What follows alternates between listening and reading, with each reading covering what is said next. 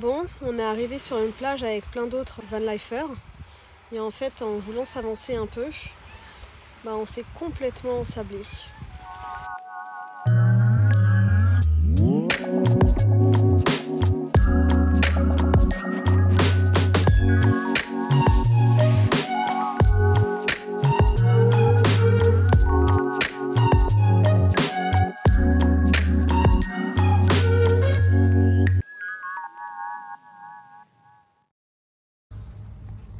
Bah alors toi, tu t'es perdu? Viens. Viens. Regardez la taille de ma main par rapport au petit chat quoi. Oh regarde, il est dans son petit coin, il est trop chou. Viens, viens. Je sais que t'as peur, t'as pas vu ta maman bébé. On l'a retrouvé. Il y avait plus... On a vu qu'il avait un frère ou une soeur et puis la maman, ils se sont séparés. Lui il est resté, il trempe, il est tremblotant. J'ai réussi à le sortir de sa cachette, en fait j'ai fait des types. Il a fini par croire que c'était vraiment un petit chat, tu vois, qui faisait du bruit.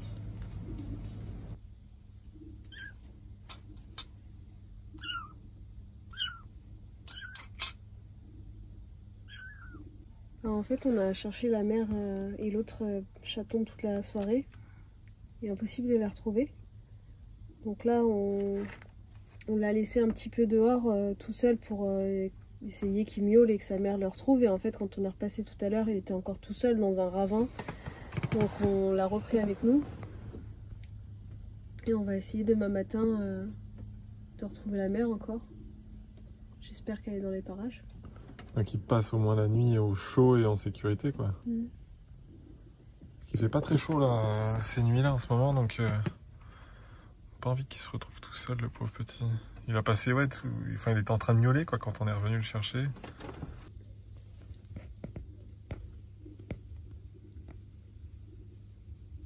Tu lui as préparé? C'est de l'avoine mixée avec de l'eau, petite bouillie d'avoine. Je vais chercher sa maman maintenant.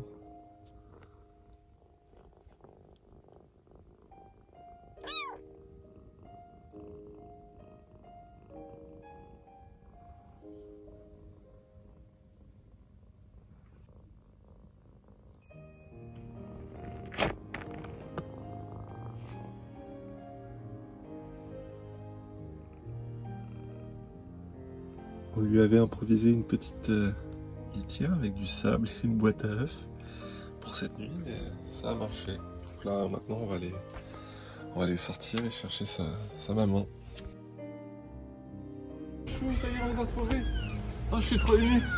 Oh bébé. Oh punaise. Regarde, il y a les autres bébés là-bas, les frères et sœurs. De rien. Allez, va. Regarde, hier c'était le petit chat qu'on a vu là-bas, c'était son frère. Ouais, il y avait un autre petit chat de la même couleur. Voilà, je puis...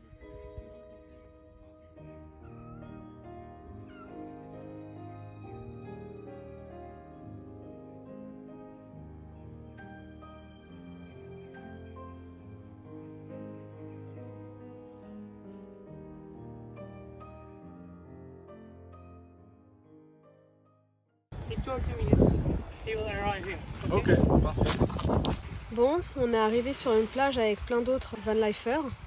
Et en fait, en voulant s'avancer un peu, on s'est complètement ensablé. Donc on a essayé avec les plaques de désenlisement. Vous voyez à quoi elles ressemblent. On a des gens qui sont venus nous aider à pousser et en fait, c'est de pire en pire. Donc le monsieur là-bas, il nous a appelé un tracteur qui devrait arriver dans 30 minutes.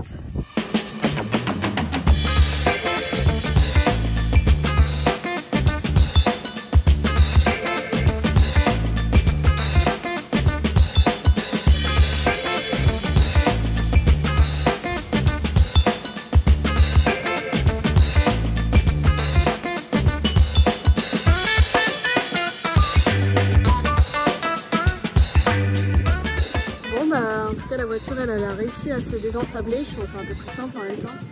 Là derrière il y a un Turc qui nous a dit qu'ils avaient réussi a dépanné un autre véhicule 2 fois plus lourd que le nôtre quelques jours avant. Dommage qu'il n'était pas là tout à l'heure.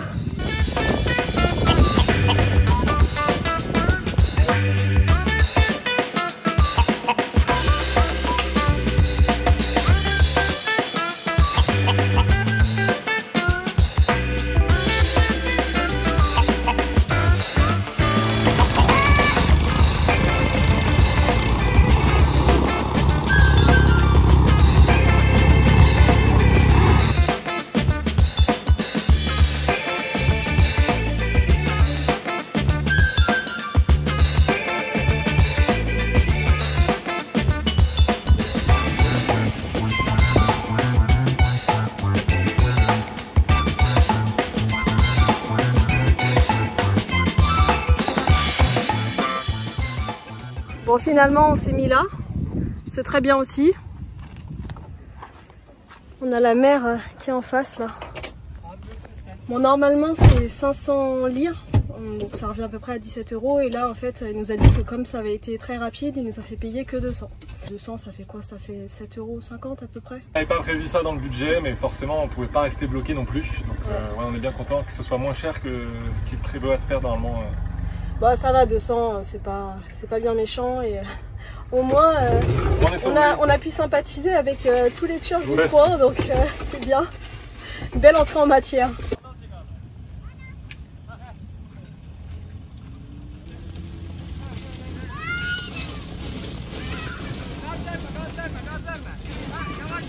On avait hésité entre notre chemin et le chemin derrière, donc pas de regret, je pense qu'on aurait été bloqué aussi. Mais effectivement, je pense que c'est ça toute la journée. C'est bien, ça fait les bras de Thomas. Ça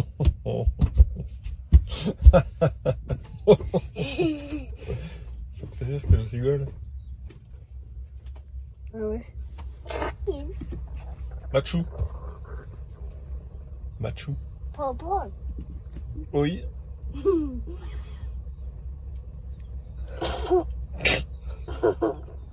C'est notre petit voisin qui vit dans les tentes. Il vit dans les tentes qui sont là-bas derrière, toute la journée. Et puis des fois il vient. Il a volé un bonbon de Thomas. Là, le soutien-gorge. C'est le beau. On partage. Moi aussi, je fais un petit bout. Tiens. Non, C'est la moitié. c'est le moitié. Bon appétit, On a appétit. Thomas. Baba. On a un programme très chargé là pour les prochains jours. Donc ce soir on reçoit Arda qui est un Turc dont on ne vous a pas filmé la rencontre, mais en fait on a déjà passé un moment avec lui il y a 2 jours. En fait, on s'est croisés pendant que j'étais en Giro pour faire des petites courses. Lui était derrière avec son fils en petite mobilette. Et on a engagé la discussion dans le petit e-commerce qui est juste à côté. Et il m'a dit, bah viens, je t'invite à aller boire un thé le lendemain et tout ça. Donc je suis rentré, on est parti se rencontrer avec Mélo. Et nous, on l'a invité du coup à venir visiter notre maison, si on peut dire. Parce qu'il a peut-être le projet un jour de construire lui aussi un van aménagé. Un Turc vraiment très, comment dire, un Turc très moderne. De ce qu'on a compris, il est athée. Il a vécu plusieurs années aux États-Unis puisqu'il est marié à une américaine. Il a travaillé là-bas. Non, il n'a pas étudié en France, mais il a étudié à l'école française. Ah ok. Il a étudié à l'école française, donc il parle un peu français aussi, même si on a plutôt communiqué en anglais. Donc voilà, c'était vraiment très intéressant. Des chiens derrière. Enfin, c'était très intéressant de pouvoir parler avec un Turc, déjà de pouvoir vraiment parler, hein, puisqu'il parle très bien anglais et français. Et puis d'avoir un point de vue de quelqu'un qui est un peu différent, on va dire, de la moyenne de la population, qui nous explique que lui-même c'est un peu compliqué. D'ailleurs c'est pour ça qu'il aimerait repartir vivre aux États-Unis, parce que en fait il se sent beaucoup jugé par ses voisins. Encore ça va, mais de façon générale dans le pays, puis politiquement aussi ça lui plaît pas trop. Mais voilà, c'était très intéressant d'avoir un point de vue comme ça Ça a répondu aussi à pas mal de questions qu'on se posait justement par rapport à la laïcité, à ce genre de choses. Et donc demain matin, on a également un rendez-vous avec en fait un vendeur à la sauvette qui passait pour vendre des avocats et qui nous a proposé de venir petit déjeuner chez lui demain matin. Donc comme on comptait partir demain, je pense qu'on fera ça et puis ensuite on lèvera le camp en direction, on va remonter vers le nord. Donc là on ira à Pamukkale, normalement c'est la prochaine étape. Bon, hier on a passé une superbe soirée avec Arda. Et là ce matin on a Harald qui nous a retrouvés avec sa mobilette. Et donc on va le suivre jusqu'à chez lui pour prendre le petit déjeuner. Donc voilà le petit programme de ce matin. Il est là. Allez.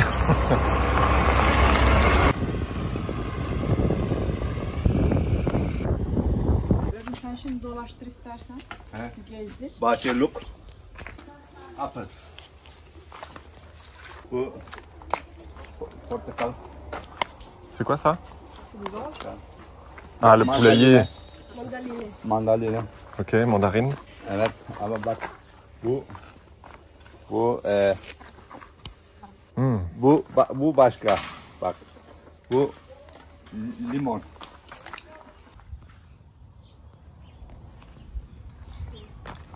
Il nous a fait visiter son jardin, il en a plein des fruits.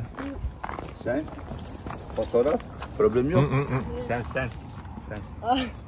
Şöyle dön beraber. Ouais, je te prends en photo.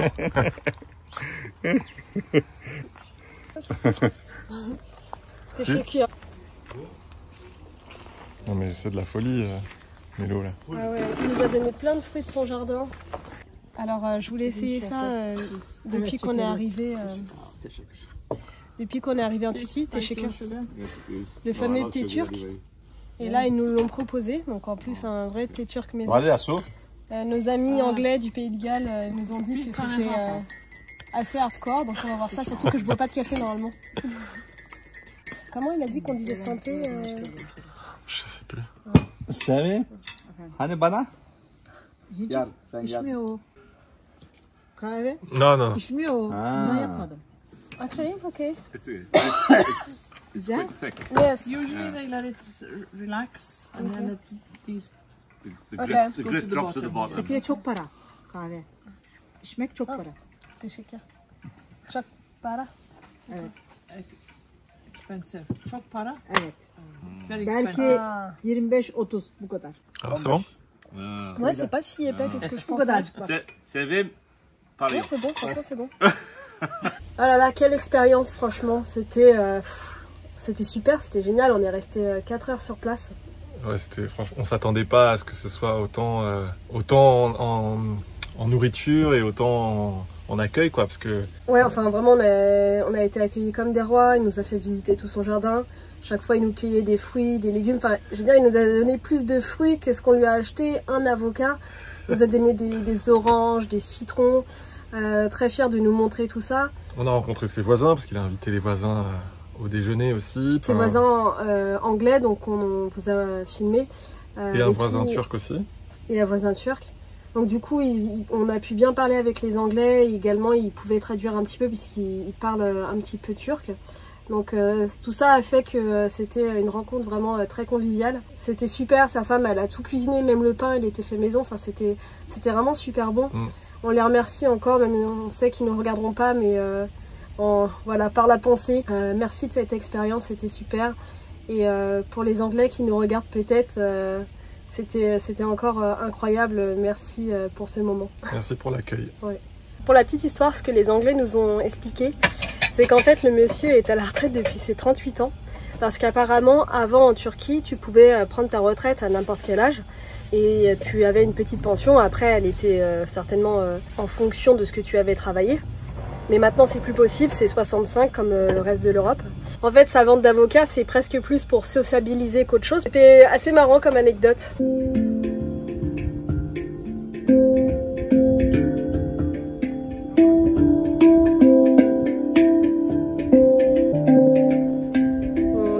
Thomas est en train d'essayer à une panne pour peut-être l'acheter. En fait, notre voisin derrière, hop, ici, c'est un joueur. En fait, c'est une petite communauté de Turcs, un peu babacool, même carrément babacool, qui est juste derrière nous.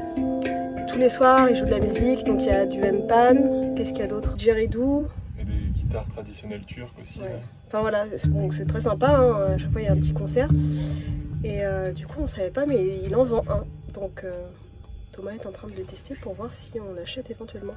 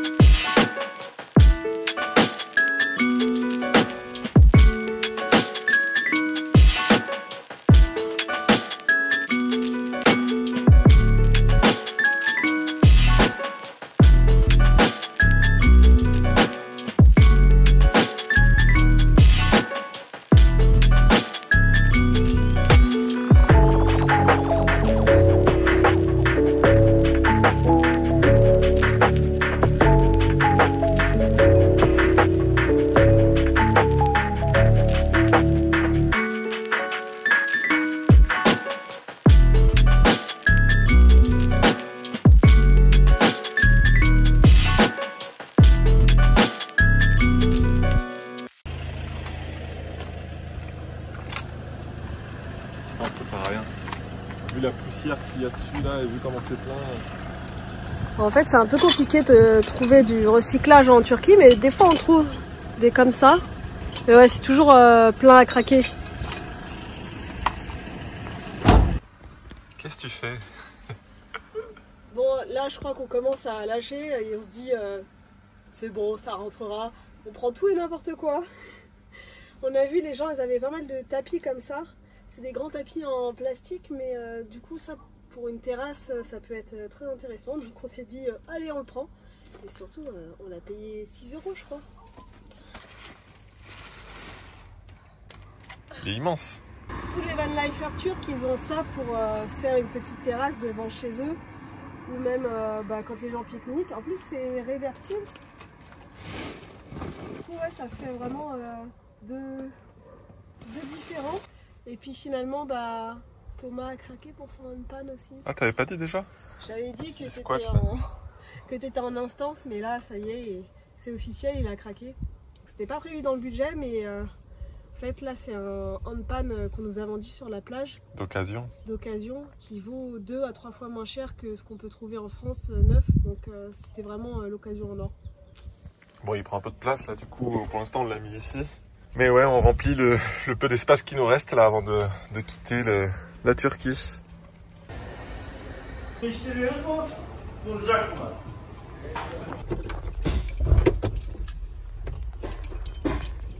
Değiştirelim mi? Faut-il changer le filtre à huile? Sadece Faut-il değiştir. changer le train pneumatique?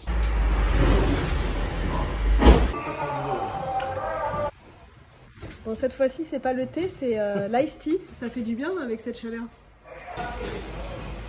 Il m'attendait pour bien me montrer qu'il mettait le produit. Pour me montrer que c'était, voilà... Pas que je revienne. Qu'il ouvrait une nouvelle bouteille et qu'il mettait une bouteille entière. C'est ça. Quand on l'a acheté, c'était dans cet état déjà le frein arrière. Donc on va demander pour changer ici en Turquie. Vu que c'est un peu moins cher, on va en profiter. On a payé 40 pour la vidange et c'est 90 en France, on a vu. Et au final, heureusement que j'ai fait ça, hein. On n'a pas couvert avec du bois parce que là, ils ont dû passer par là pour pouvoir l'enlever.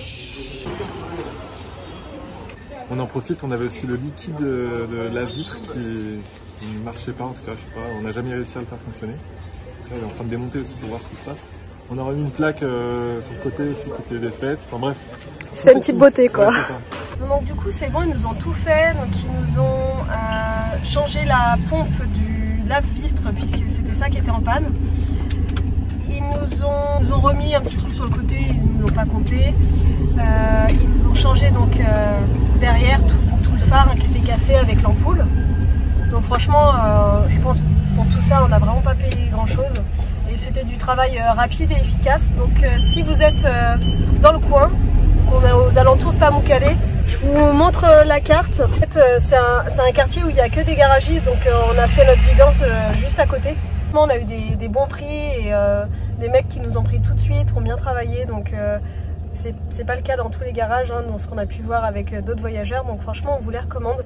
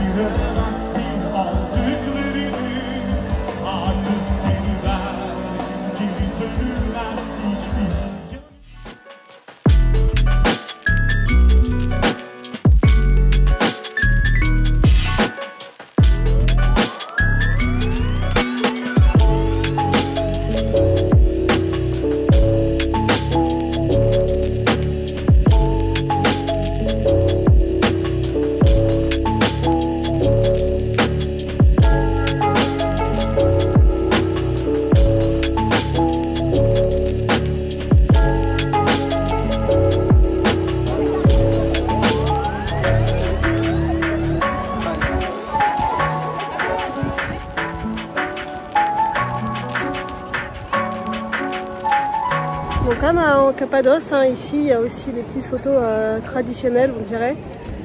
Ici c'est avec des ailes d'ange, rien que ça. Pour le site, j'avais eu plusieurs échos, des gens qui disaient que c'était très beau, des gens qui disaient que c'était tout sec, donc on a un peu hésité, on ne savait pas trop quoi faire. Nous de ce qu'on voit, donc, on est début octobre. Effectivement, à part quelques bassins qui sont remplis artificiellement, sinon tout le reste est sec. Savoir... Les bassins sont créés artificiellement et ils sont remplis artificiellement. Même les bassins, c'est des faux bassins. Là. Bah, à l'origine, non, mais... Non, mais ceux qui sont là, ils ont été bétonnés pour créer... Alors peut-être qu'ils ont détruit les anciens bassins et ils les ont rebétonnés pour que les gens puissent se baigner, quoi. Le site est très très grand puisqu'il y a aussi... En fait, c'est couplé avec le site archéologique de Hierapolis. Donc je pense qu'on peut bien passer 2 heures, voire une demi-journée si jamais vous entrez pour... la piscine. Donc bon, est-ce à faire ou pas, on ne pourra pas se prononcer là-dessus. Ah, c'est quand même très joli. Hein. C'est joli, il y a beaucoup de choses à voir. Donc, mais bon, voilà, c'est cher. Il faut dire, c'est plus de 20 € l'entrée par personne. Les prix sont démentiels. Bon bah voilà Mélo, ça y est, on quitte la Turquie après 2 mois sur les routes et dans tout le pays, quasiment une bonne partie du pays. On a vu énormément de choses, c'est un pays incroyable. Vraiment, on n'a pas tout vu. Hein. Ouais, on n'a pas tout vu, on sait qu'on pourra revenir pour redécouvrir des endroits qu'on a vraiment adorés, comme la Cappadoce, mais aussi d'autres régions, peut-être un peu plus au nord, il y a des choses à faire aussi. Mais ouais, vraiment, que ce soit les Turcs, la Turquie, les voyageurs qu'on a rencontrés ici, les paysages et tout, c'est un pays incroyable, un pays merveilleux, et enfin, vraiment gros coup de cœur pour la Turquie. Hâte d'y retourner, quoi. Mais bon, on s'en va vers de prochaines destinations très intéressantes aussi. On va bientôt vous révéler tout ça, ouais. Parce qu'on a déjà un petit peu prévu notre hiver. Donc on vous fera une prochaine vidéo où on vous explique notre programme. C'est ça, là on est le 12 octobre, donc on retourne en Grèce. Donc là on va se refaire un petit bout en Grèce avant de partir pour d'autres horizons. Et puis ça vous le saurez dans les vidéos à venir. Voilà, on espère que en tout cas cette partie du voyage vous a plu. Nous c'était notre destination, notre plus grosse destination avec notre van aménagé, notre fourgon. Et après on verra ce qui se passera par la suite, c'est la surprise. Petit pouce en l'air pour nous soutenir, à très bientôt. Goulé goulé la Turquie. Goulé goulé.